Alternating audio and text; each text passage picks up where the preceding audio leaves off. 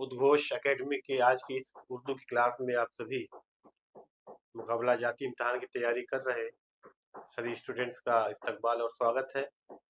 आज हम हाजिर हैं एक नए टॉपिक के साथ, एक नए नए मौजू के साथ। शुरुआत में हमने जो इंतखाब किया है वो नज़्म से शुरू किया है, और नज़्म की जितनी भी किस्में हैं, जितनी भी असनाफ हैं, असनाफ शायरी जो भी है, उस पे हम लोग एक के बाद एक वीडियोस आपके सामने पेश कर रहे हैं। हमारी ये कोशिश है कि जो भी टीईटी के इम्तिहान में, आने वाले टीईटी इम्तिहान में, यूपी टीईटी के इम्तिहान में जो भी तैयारी करने वाले लोग बैठने वाले हैं, उनको टीईटी के ऐन मुताबिक मवाद आप लोगों को दस्तयाब कराया जाए। इस सिलसिले में हमें आपके ताउन की भी ज़रूरत होगी। आप हमें बताएं, और ज़रूर बताएं, कमेंट करके बताएं कि आपको किस तरीके के टॉपिक या मौजू चाहिए जिसमें आप चाहते हैं कि उसमें आपको महारत हासिल हो जाए। तो जब तक आप बताएंगे नहीं, तब तक हमें इस बात का इल्म नहीं हो पाएगा कि दरअसल आपकी ज़रूरत क्या है, और आप किस मौजू पे, टॉपिक पे अपने इल्म हासिल करना चाहते हैं, या अपनी सहूलत को, अपनी काविशों को बढ़ाना चाहते हैं। तो आइए, मैं चाहूँगा कि इन सारे पहलुओं पे, मरहलों पे आप लोग अपने ख़यालात का इज़हार करें, और जिन भी मौज़ू पे आपको कुछ भी तैयारी की निस्बत से कंटेंट मवाद चाहिए है, आप ज़रूर हमें बताएं। ठीक है? तो आज हम अपनी तरफ से एक नए मौजू के साथ, एक नए असनाफ़ शायरी के साथ आपके साथ हाजिर है।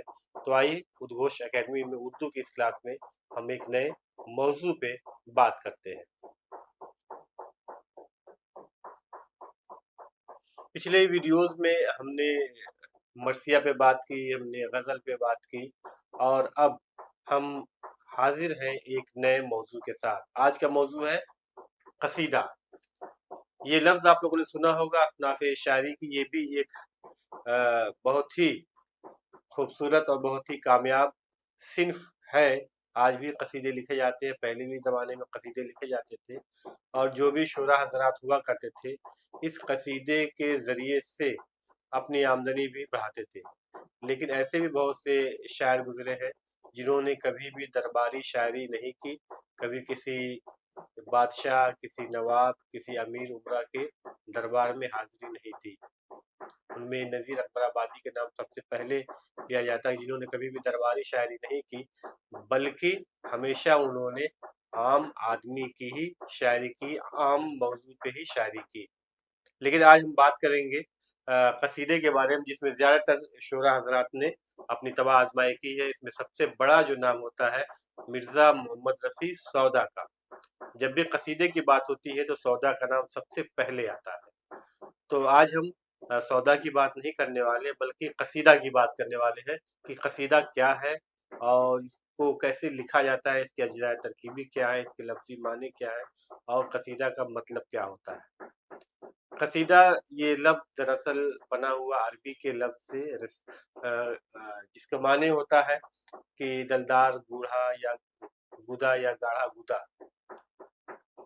चूँकि इसमें जो शायर होता है वो बड़ी मेहनत करता है किसी की तारीफ करने में, इसलिए इसको दलदार गूदा या गाढ़ा गूदा कहा जाता है।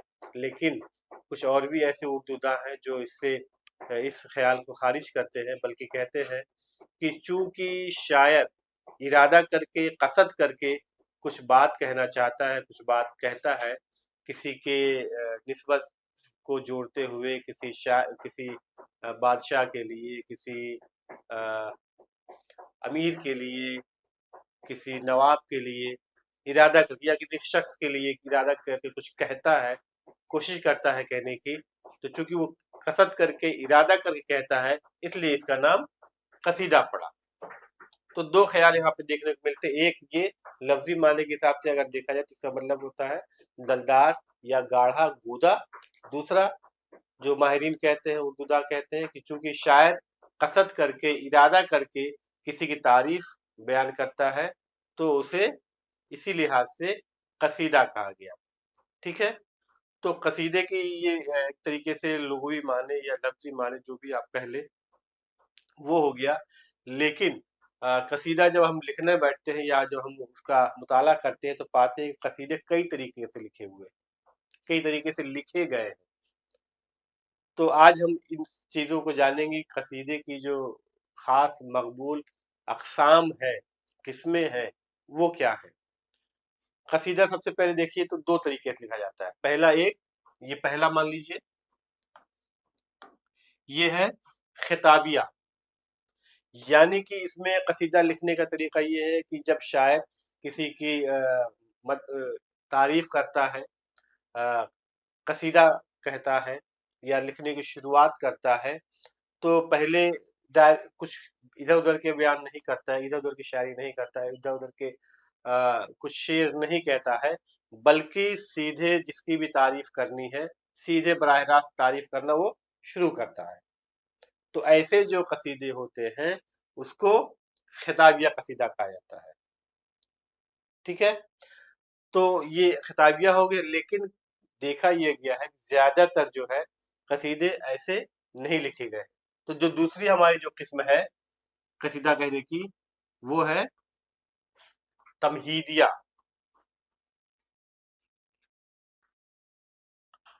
वो है तमहीदिया कसीदा।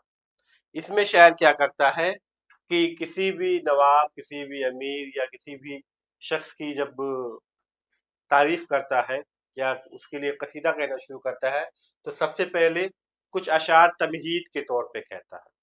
तमहीद अगर हिंदी में कहा जाए तो जिसको कहते हैं भूमिका बनाना, भूमिका बांधना।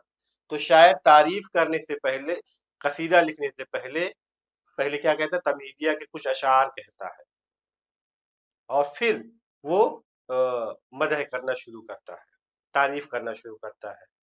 ठीक है? तो ऐसे देखा जाए अगर हैयत के एतबार से, बनावट के एतबार से, तो 2 तरीके के कसीदे होते हैं, एक ये खिताबिया और दूसरा ये है तमहीदिया। इसको हमेशा ख्याल याद रखिएगा कि कसीदा जो होता है 2 तरीके से हैयत के एतबार से लिखा जाता है, खिताबिया और तमहीदिया। कसीदे का मतलब ये होता है किसी की तारीफ करना या किसी की मजम्मत करना। ठीक है? तो यहाँ पे इस तरीके से लिखा जाता है। लेकिन अगर मौजू के एतबार से अगर देखा जाए तो वहां पर भी देखने को मिलता है कि कसीदे की 2 किस्में हैं, जो मैंने इसको देखिए यहाँ पे दिखाया है, एक मदहिया, एक हिजुइया। मदह का मतलब होता है कि किसी की तारीफ करना। मदह में सिर्फ और सिर्फ तारीफ करना होता है, या यूं कहे कि किसी आम से शख्स को इस कदर अच्छे अल्फाज इस्तेमाल किए जाए कि वो खूब अपने आप को लगे कि हाँ मैं ऐसा हूँ। केवल लफ्जी लफ्जी माने के हिसाब से खूब तारीफ कर दिया जाए, मदह कर दी जाए उसकी। ठीक है? जिसको आम अगर मुहावरे के अंदाज में कहा जाए, कहते हैं कि चने के झाड़ पे चढ़ा देना किसी को। ठीक है? तो समझ लीजिए कि मदह जो है किसी को भी चने के झाड़ पे चढ़ाने की मानी है। दूसरा जो होता है मौजू के एतबार से कसीदा, उसे कहते हैं हिजुइया। हिजू मतलब किसी की मजम्मत करना। मजम्मत करने का मतलब, यानी कि कसीदा सिर्फ तारीफ करने का ही नाम नहीं है, बल्कि कसीदा किसी की बुराई करने का भी नाम है। अगर कोई शख्स मुझे पसंद नहीं है तो उसकी बुराई में भी हम कसीदा कह सकते हैं। ठीक है ना? हमें ये बात हमेशा अपने आप लोग अपने ध्यान में रखिएगा कि कसीदा सिर्फ किसी की तारीफ करने का नाम नहीं है, सिर्फ किसी की मदह करने का नाम नहीं है। ठीक है?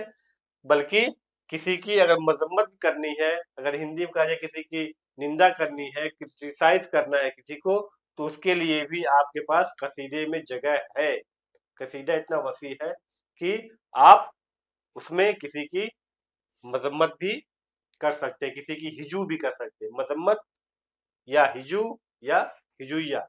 देखिए इम्तिहान में अलग अलग तरीके के अल्फाज इस्तेमाल होते हैं।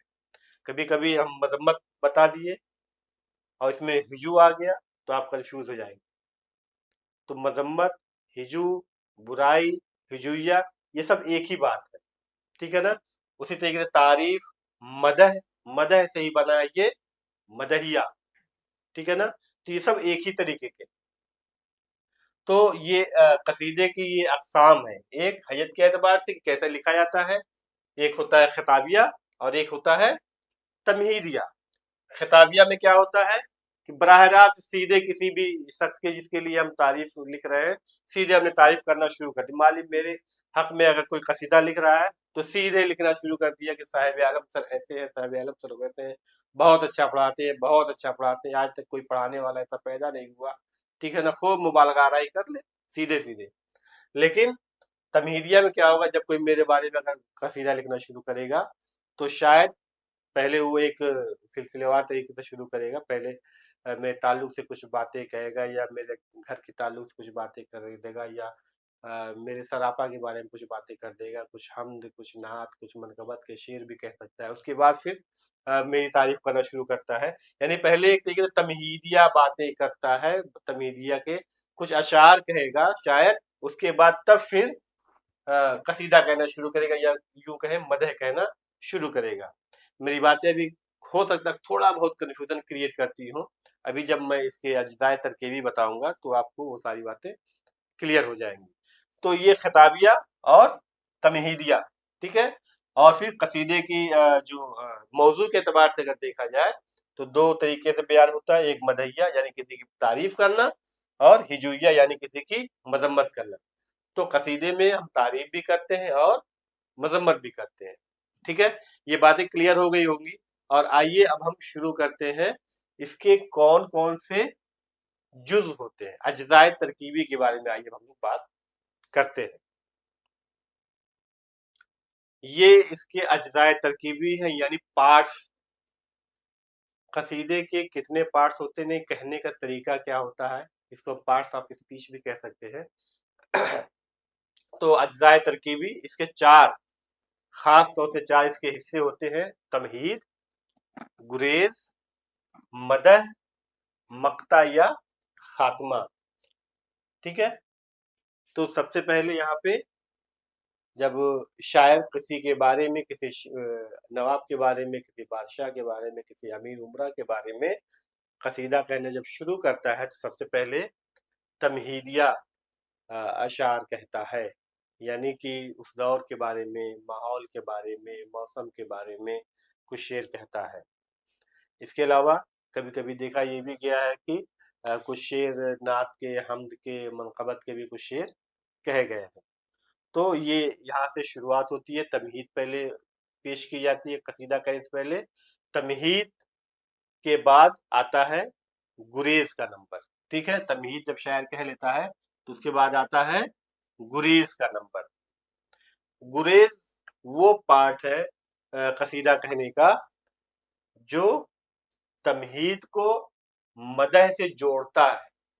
कहने का मतलब ये, जब खूब भूमिका बना ली, खूब तमहीद के अशार कह लिए, तो तमहीद को मदह से जोड़ने के लिए, मदह का मतलब तारीफ, मदह से जोड़ने के लिए गुरेज के कुछ शेर कहे जाते हैं। यानी कि इस पार्ट को इस पार्ट से जोड़ने के ही लिए कुछ शेर कहे जाते हैं। इसमें एक भी शेर काफी होता है, ठीक है। गुरेज में सिर्फ एक भी शेर काफी होता है, ऐसा देखा गया है। और कभी कभी एक से ज्यादा भी होते हैं, लेकिन दो चार से ज्यादा नहीं होते हैं। तो ये एक छोटा सा जुज ये भी है कसीदे का, ठीक है। अब गुरेज के बाद नंबर आता है मदह का। यही वो पार्ट है, यही वो हिस्सा है जहां शायर किसी को चने के झाड़ पे चढ़ाता है, समझ गए। यानी कि यहाँ पे जो शायर होता है अपनी खुल के, अपनी कलम का जोर आजमाता है, खूब खुल के तारीफ करता है, खूब मुबालगा आराई करता है, ऐसी बातें कहता है, ऐसी बातें कहता है कि जो हमारे ख्याल खाम में भी ना हो, वो जो अक्ल में भी ना आए। यानी कि अगर जिस नवाब की, जिस उमरा की वो तारीफ करता है, जिस अमीर की वो तारीफ करता है, तो अगर उसके घोड़े की तारीफ कर रहा है तो घोड़ा वो जमीन पे नहीं चलेगा, वो हवा में उड़ता हुआ चलेगा।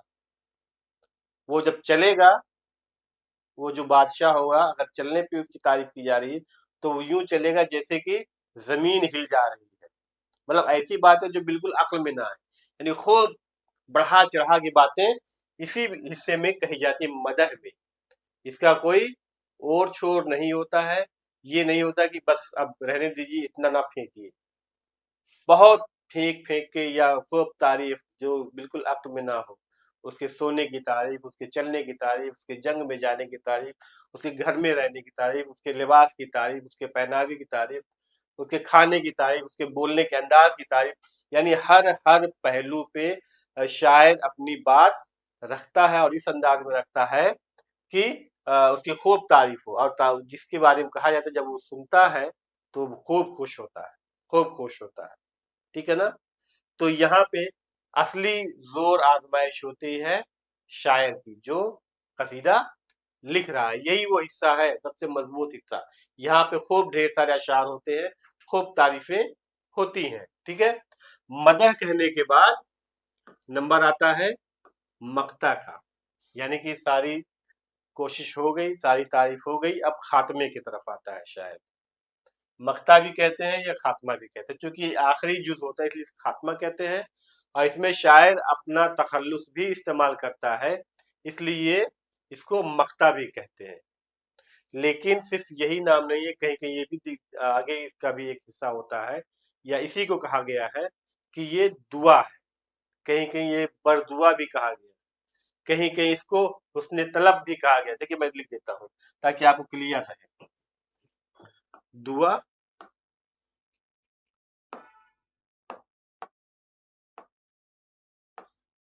बरदुआ,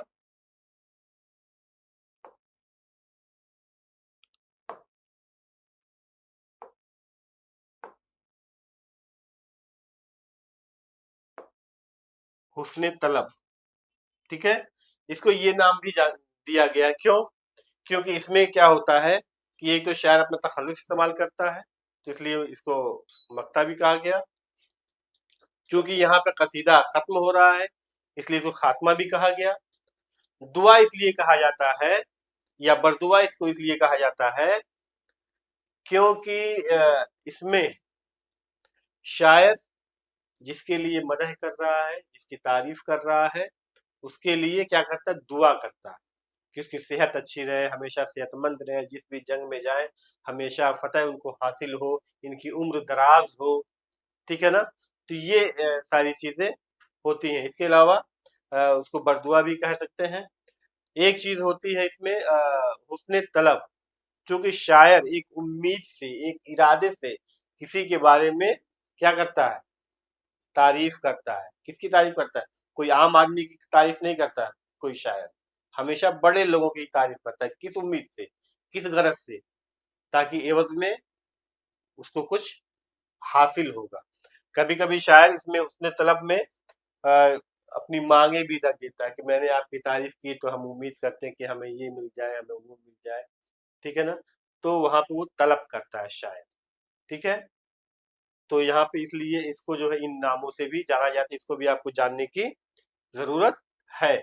तो ये अज्जाए तरकीबी है: तमहीद, गुरेज, मदह, मक्ता, खात्मा, या अलग अलग नाम दुआ, बरदुआ, या हुस्ने तलब। तो ये इसके अज्जाए तरकीबी है।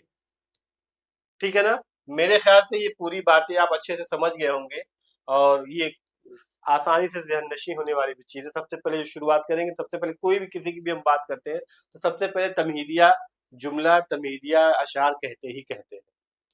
और तमहीद को मदह से जोड़ने के लिए बीच में 2-4 शेर या 1 शेर गुरेज के होते हैं। फिर क्या हुआ? फिर तो खत्म ही हो गया, फिर खात्मा हो गया, मक्ता या खात्मा। ठीक है ना? इसमें 4 ही जुज़ खास तौर से देखे गए हैं, और साथ ही साथ इनको इन नामों से भी जाना जाता है। तो आज का ये जो वीडियो रहा है, आप लोग इसको ख्याल से और पूरे दिल जमई से देखिए और समझिए इसको, और इसको समझने के बाद कहीं और भी आपको जाने की जरूरत नहीं, कम से कम उर्दू के ताल्लुक से बहुत ही आसान जुबान में मैंने समझाने की, बताने की कोशिश की है।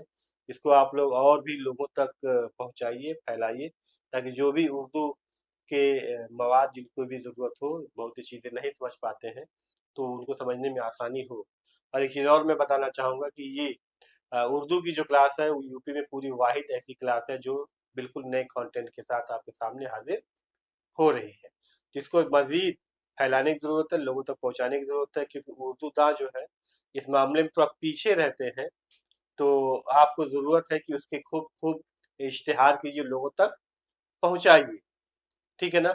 हालाँकि आपके कमेंट्स आ रहे हैं, आपने काफ़ी तारीफ़ें की हैं, हमें भी सुन के, हमारी टीम को सुन के बड़ी खुशी और मसर्रत का एहसास हो रहा है, लेकिन अभी भी हमें कुछ चीज़ों की दरकार है, ख़ास तौर से आपको क्या चाहिए, किस टॉपिक पे आपको दुश्वारी पेश आ रही है, आप ज़रूर हमें बताएँ, कमेंट करके बताएँ, ताकि हम उस मौज़ू को आपके सामने पेश कर सकें। तो आज की उर्दू क्लास जो कि कसीदे पे मुनहसर थी, तो उसको हम आज मुकम्मल करते हैं। अगले वीडियोज़ में किसी नए असनाफ़ नज़्म के साथ हाज़िर होंगे, तब तक के लिए खुदा हाफ़िज़, शुक्रिया।